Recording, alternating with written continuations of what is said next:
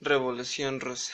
Antecedentes de 1905. 9 de enero de 1905. Una muchedumbre, 200.000 personas, desarmadas, compuestas por obreros, campesinos, mujeres y niños, dirigidos por el pope, sacerdote, Gapón, posible confidente de la policía y colaborador del régimen, se encaminó hacia el Palacio de Invierno, residente del zar, en San Petersburgo. Él los quería hacer llegar una serie de peticiones, pero por respuesta obtuvieron una violenta represión que saldó con más de 1.000 manifestantes muertos. Este estallido sirvió como referente al año de 1917. Fue fruto del malestar que provocó la crisis económica que azotaba a Rusia y del descontento causado por la derrota militar frente a Japón. Rusia se hallaba gobernada por una monarquía absoluta y despótica, donde la voluntad del soberano, denominado zar, era considerado ley. Estaba considerado por sus trascendentales consecuencias que derivaban de ella como uno de los más grandes acontecimientos de la época, dirigida por obreros, campesinos y soldados, es decir, el pueblo, para obtener el resultado del derrumbe de los zares. Causas que dieron a la Revolución Rusa.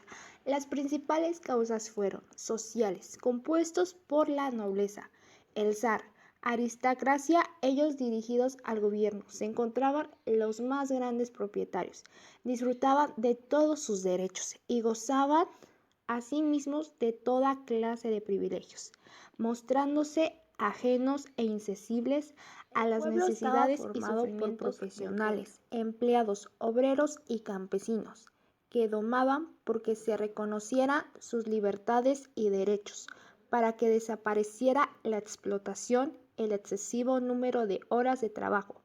Pidieron asimismo una mejor distribución de la tierra y el predominio de la justicia sin distinción. La aguda crisis económica por la que atravesaba Rusia y sobre todo la falta de alimentos para la población.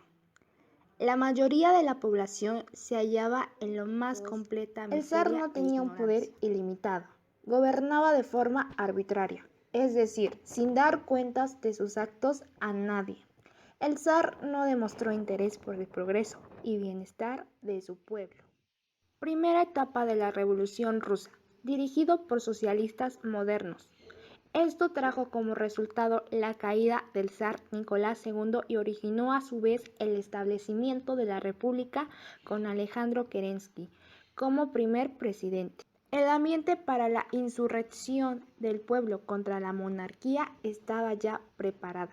Precipitaron pues la revolución, la aguda crisis de alimentos que provocó una hambruna general, sobre todo en la capital, Petrogrado, las frecuentes y aplastantes derrotas de los ejércitos rusos en la guerra contra Alemania y los sangrientos represiones ordenadas por el gobierno. Sumaron luego los soldados, habían abandonado los regímenes y finalmente se sublevaron los marinos del Mar Muerto. Ante la insurrección general y la presión del pueblo, Nicolás II, viéndose obligado a abdicar el poder entre los obreros, campesinos y soldados, se organizó seguidamente un consejo representativo de la clase trabajadora, denominado Sovet. Él colaboró, resultado de esta manera establecida la República con Alejandro Kerensky, un socialista moderado.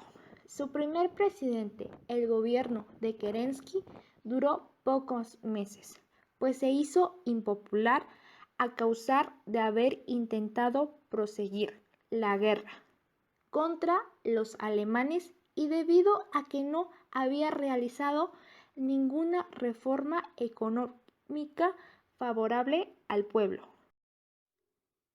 Segunda etapa de la Revolución Rusa.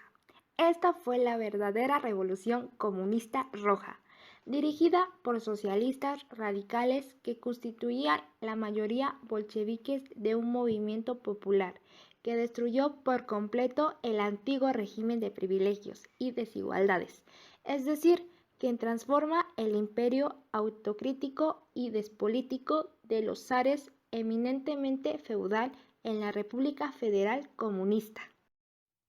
Revolución bolchevique o Revolución de Octubre. Vladimir Ilich, mundialmente conocido como Lenin, su nombre de combate, fue el alma de esta revolución bolchevique, haciendo hecho su ingreso en Rusia.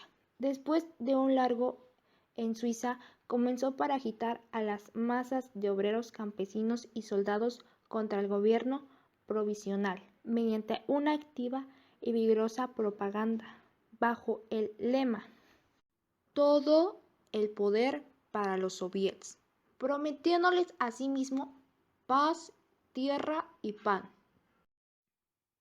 Entonces, los ejércitos bolcheviques, después de serios debates, consiguieron finalmente hacer capitular a los trapos del gobierno en Petrogrado, viéndose Kerensky obligado a huir. Acto seguido, Lenin fue proclamado primer ministro por el primer Congreso de los Soviets, es decir, asumía así el gobierno de Rusia. El golpe de Estado bolchevique había triunfado. Era el 25 de octubre del calendario ruso, a la sazón en vigencia. Es por ello que a esta revolución se le conoce con el nombre de la Revolución de Octubre. La nueva República Soviética, procediendo con mano férrea y en forma implacable contra los enemigos de la revolución, Lenin contando con sus dos principales colaboradores, Trotsky y Stalin, consiguió transformar radicalmente el sistema político y económico de Rusia mediante el establecimiento de un gobierno comunista dirigido por la clase proletaria y bajo el sistema federal denominado Unión de las Repúblicas Socialistas Soviéticas.